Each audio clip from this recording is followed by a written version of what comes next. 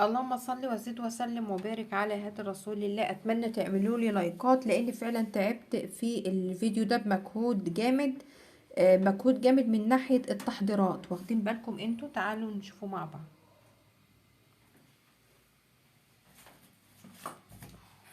اللهم صل وزد وسلم وبارك على هذا رسول الله. بصوا بقى، احنا عندنا النهارده مكونات. اول حاجه بصل مكرمل كنت حطاه في الفرن هنستعمله. عندنا هنا جزر مبشور او مقطع شرايح او طرنشات. عندنا كوسه وهندخل الكوسه بالنسبه لعيالنا اللي ما بيحبوش الكوسه.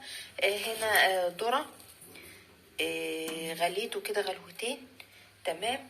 هنا كزبرة برضك متشوحة او شبت اللي يعجبكم، بس احنا عارفين ان هنا صلصة او كاتشب ممكن ما تحطيش، كلها اختياري. بالنسبة بقى ل الطبق الرئيسي بتاعنا اللي هو بسم الله الرحمن الرحيم القلقاس، الموسم بتاع القلقاس. طيب احنا عارفين ان القلقاس بيبقى فيه مادة لزجة اللي هي شايفين زي البامية كده. فطبعا عشان نمسحه كويس عملناه بليمون. تمام. الليمون بيمنع او بيقلل المادة اللزجة دي. او ممكن اللي انت تستعملي قشر البرتقال او قشر السفندي، بردك المادة الحمضية اللي فيه بتقلل المادة اللي هي اللزجة دي. ممكن تعمليها بقشر او ببرتقانة، يعني البرتقان او الليمون نفس المادة، وبعد كده هنغسله. ماشي. هنا بقى عشان ما نتلخبطوش هنقسم بسم الله الرحمن الرحيم الحلة. هنقسم هنا البصل المكرمل. هنا كان في حتت البصل اهو، كان في حتت جبنة مثلثات. ناخد البصل، ما نرميش يا جماعة حاجة، احنا بنحاول الى حد ما ان احنا بنعمل اعادة تدوير. زي ما متعودين اي اكل عندنا بايت بنستخدمه تاني، ما بنقطعهوش كمان اهي. خلاص كده تمام. اهي قسمنا البصل هنا وهنا. هناخد بقى الجزر نحطه في الصينية، نقسم الخلطة على 2.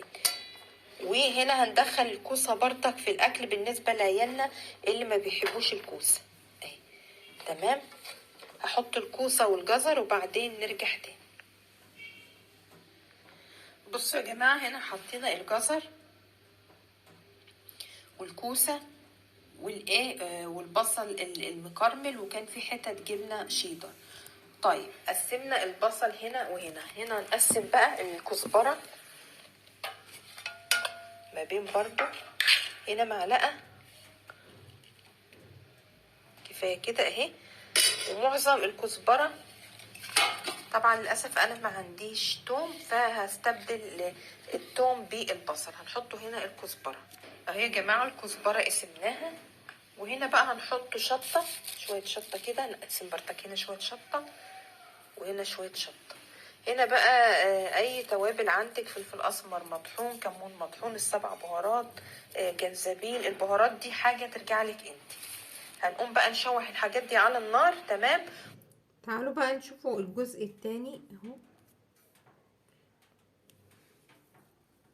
للأسف يا جماعة النور قطع، فقررنا ان انا استعمل الكشاف. هنستعمل بس صلصة نحطها هنا، يعني ما يقطعش الا دلوقتي.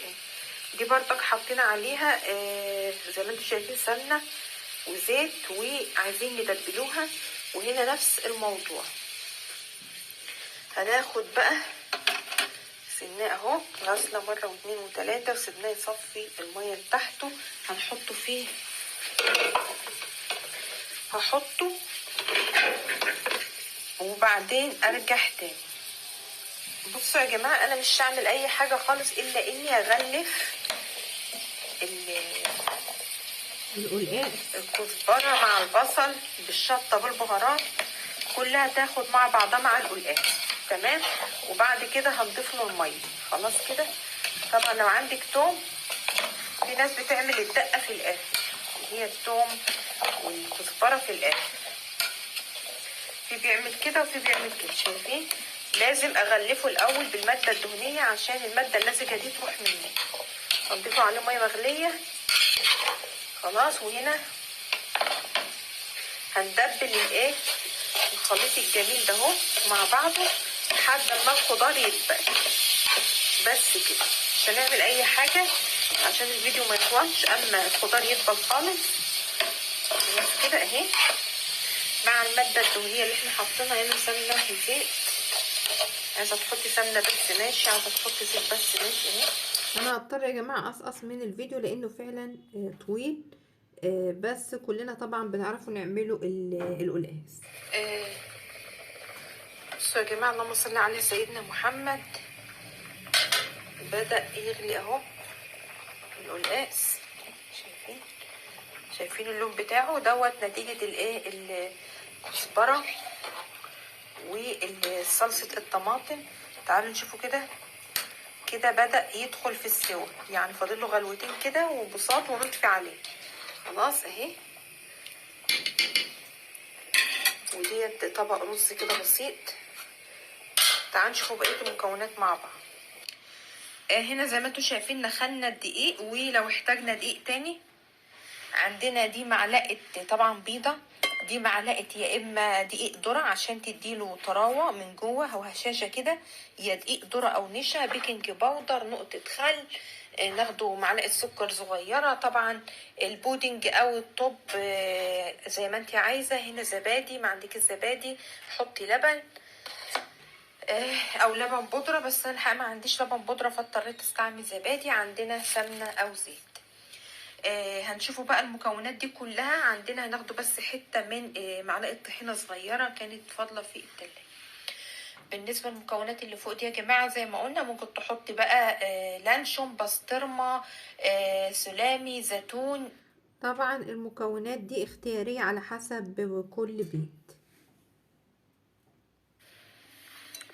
بصوا يا جماعة، زي ما انتوا شايفين كده هنتعامل مع القلقاس كأنه بطاطس بالظبط. شايفين اهي، هنهرسها هرسة معتبرة. في الوقت ده كده نحطه شوية ملح، لاني نظبط الملح. خلاص. شايفين،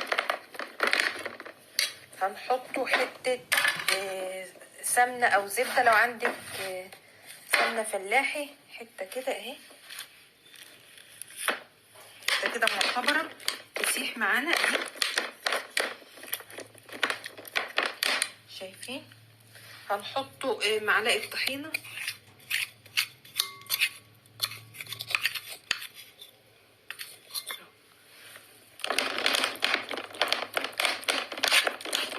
شايفين يا جماعة اهي،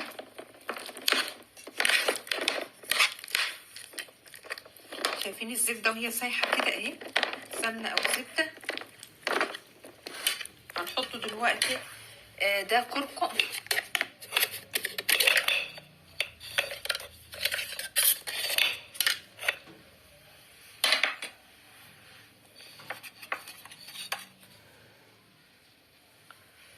مش عايزة يا جماعة تحطوا كركم ما تحطيش.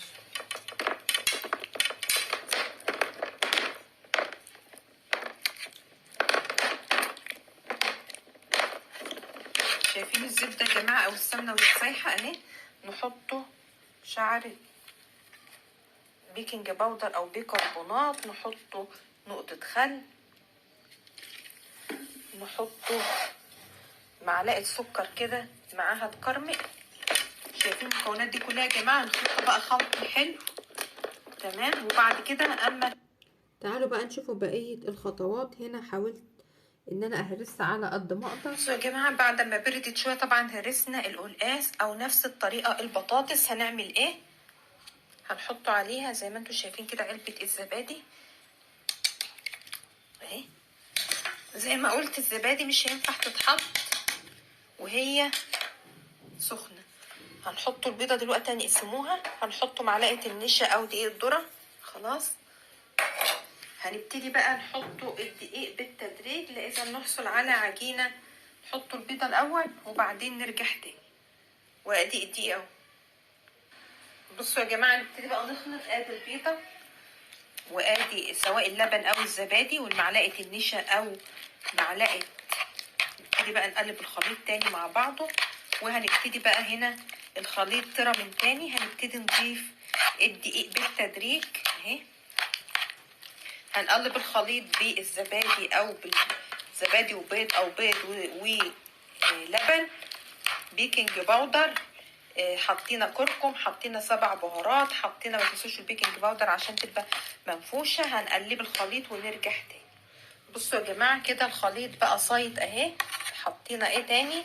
السمنه وزبادي وبيض. ما عندك الزبادي حطي نص مثلا كوبايه او كوبايه الا ربع من اللبن. هنحطه كمان شويه زيت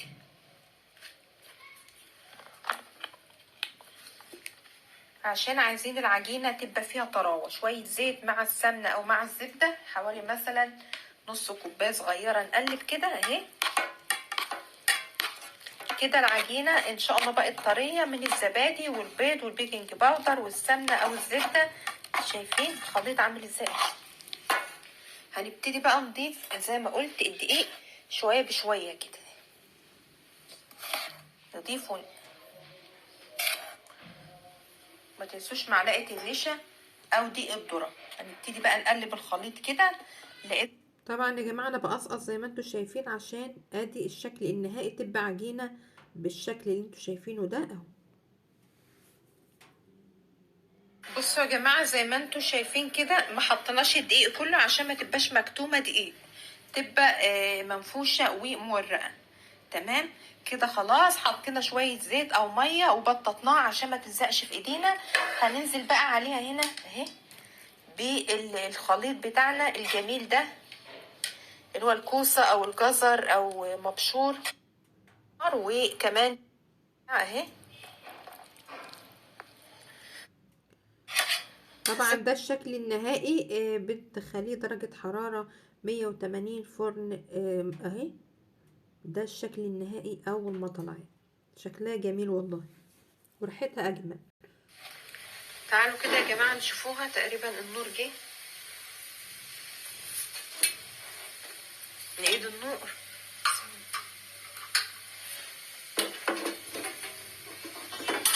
كده بعد مرور حوالي نص ساعة. بسم الله الرحمن الرحيم.